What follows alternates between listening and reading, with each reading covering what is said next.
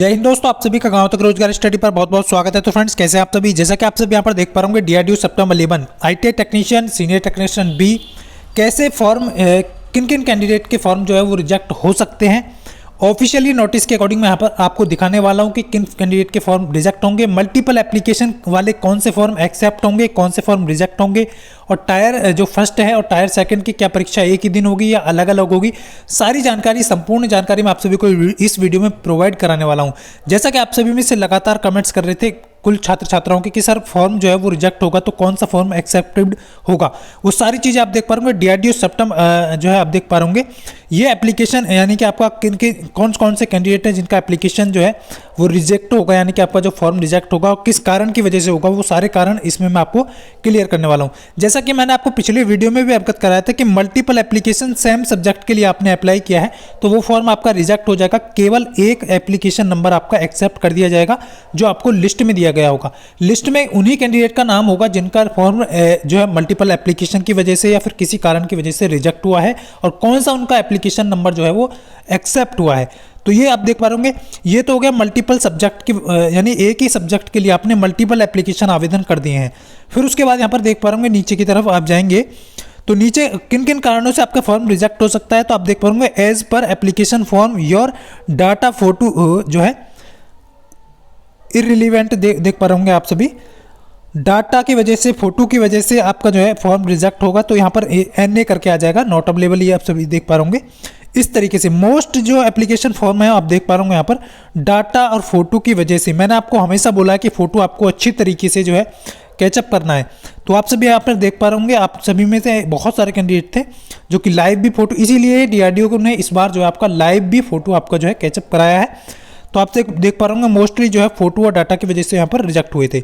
But आपको परेशान नहीं होना है। आप देख पा रहे होंगे बहुत सारे कैंडिडेट कह रहे हैं कि सर पता ही नहीं चल रहा है कि फोटो फॉर्म रिजेक्ट होगा या एक्सेप्ट होगा। तो मोस्टली कैंडिडेट का यहाँ पर एक्सेप्ट कर लिया जाता है, बट फोटो में आपको मैंने पहले ही बताया था कि डाटा आपका मिसमैच होगा या फिर आपका फोटो नहीं क्लियर होगा, बिल्कुल ही क्लियर नहीं होगा, तब जाकर के आपका यहाँ पर फॉर्म रिजेक्ट होता है। तो ये मल्टीपल जो फॉर्म एप्लीकेशन होंगे वो आपका एक यहाँ पर एक्सेप्ट कर लिया जाएगा, बाकी डाटा की वजह से जिन कैंडिडेट का फॉर्म रिजेक्ट होगा उनको यहाँ पर अलग से दिया जाएगा। उसके बाद भी आपको यहाँ पर देखिए, जैसे कि आप देख पा रहे होंगे सितंबर 10 की बात करें तो 2357 फॉर्म यहाँ पर जो है आपका जो मल्टीपल एप्लीकेशन की वजह से या फिर आपको जो है रिजेक्ट हुए थे। तो आप देख पा रहे होंगे, यानी कि मल्टीपल एप्लीकेशन आपने अप्लाई किया है तो आपने एक फॉर्म सही से फिल किया है तो वो आपका एक्सेप्ट कर लिया जाएगा, बट बाकी जो अदर फॉर्म होंगे उनको रिजेक्ट कर दिया जाएगा। लेकिन डाटा वाले कैंडिडेट का यहाँ पर देख पा रहे होंगे, यदि आपको फिर भी लगता है तो आपको यहाँ पर एक नंबर दिया जाएगा, उसके डेट दी जाएगी कि आप उसके अगेंस्ट जो है चैलेंज कर सकते हैं कि आपने बिल्कुल प्रूफ के साथ जो है सब कुछ सही अपलोड किया है। तो ये सारी चीज़ें हैं। उसके बाद यहाँ पर बात करेंगे, देखिए ये रिजेक्शन लिस्ट जो थी वो सितंबर 10 की थी। मैंने आपको इसलिए दिखाई कि बार बार आपके कमेंट्स आ रहे थे, पढ़ नहीं पा रहे हैं, बहुत सारे स्टूडेंट्स ऐसे हैं जो फॉर्म को लेकर के कि एक्सेप्ट हो जाएगा या फिर रिजेक्ट होगा।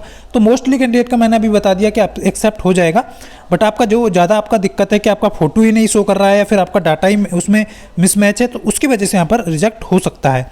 उसके बाद बहुत सारे कैंडिडेट के कमेंट आ रहे हैं कि कंपनी जो है वो कौन सी एग्जाम कंडक्ट करा रही है। तो मैंने आपको पहले ही बता दिया था, एडुक्विटी करके कैरियर टेक्नोलॉजीज है, ये जो कंपनी है वो आपका एग्जाम कंडक्ट करा ररी है। और आपको मैंने पिछले वीडियो में भी अवगत कराया था कि आपका जो एग्जाम है वो फरवरी लास्ट में। अब बहुत सारे कैंडिडेट कह रहे थे कि टायर फर्स्ट और टायर सेकंड का क्या एक ही दिन होगा। नहीं फ्रेंड्स, मैं आपको क्लियर कर चुका हूँ कि टायर फर्स्ट का एग्जाम अभी आपका जो है फरवरी लास्ट और मार्च के फर्स्ट वीक में। फरवरी लास्ट में आपका जो किस का हो जाएगा, सीनियर टेक्नीशियन बी या फिर आईटीआई टेक्नीशियन, किसी एक पोस्ट का। बट पिछली बार जैसा हुआ था कि सीनियर टेक्नीशियन बी का पहला कराया गया था, उसके बाद टेक्नीशियन ए का। तो इस चीज़ का विशेष ध्यान रखेंगे। तो आपका जो एग्जाम है फरवरी लास्ट और मार्च के फर्स्ट वीक में कराने की पूरे चांसेस हैं। तो इसलिए अपनी प्रिपरेशन को फरवरी तक, 20 फरवरी तक आप जो है 20 फरवरी तक आप जो है कंप्लीट कर लीजिए रिवीजन करके। बाकी कुछ कैंडिडेट के कमेंट आ रहे थे कि कौन कौन से टॉपिक ज़्यादा पूछे जाते हैं उन पर वीडियो बना दीजिए, और मोस्ट जो है आपका फिजिक्स, केमिस्ट्री और जो आपका जनरल साइंस है उसको लेकर भी आपको जो है मैराथन प्रोवाइड कर दी जाएंगे। थोड़ा सा समय और लग रहा है, 1-2 दिन का वेट करिए, हो सकता है आज शाम को मैं आपको एक मैराथन वीडियो प्रोवाइड कर पाऊँ। तो ये सारी चीज़ें हैं आप देख पा रहे होंगे जो कि एग्जाम को लेकर के है। आपका टायर फर्स्ट जो एग्ज़ाम है वो जो है फरवरी लास्ट और मार्च के फर्स्ट वीक में कंडक्ट करा लिया जाएगा। तो आपको परेशान नहीं होना है, अभी से प्रिपरेशन में लग जाना, ज़्यादा जो है आपको परेशान नहीं होता। मॉडरेट, हार्ड, हर तरह के प्रश्न आपको परीक्षा में मिलने वाले हैं। और ये 40% को लेकर के जो कैंडिडेट कमेंट कर रहे थे वो भी सारा डाउट मैं पिछले वीडियो में कर चुका हूँ।